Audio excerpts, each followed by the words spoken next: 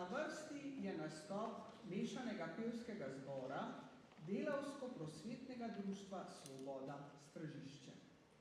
Začetek njegovega delovanja sega v leto 1952 in je predlani ob svoji 70-letnici prejel veliko plaketo mestne občine Kranj.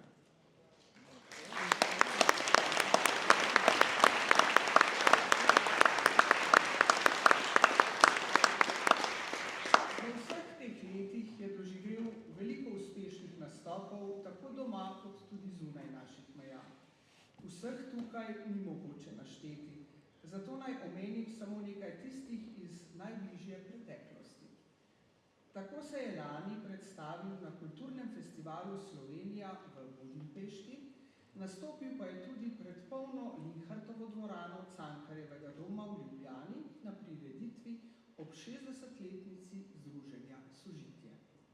Sredi letošnjega septembra pa je gostoval na Vinkovških večerih v Vinkovcih.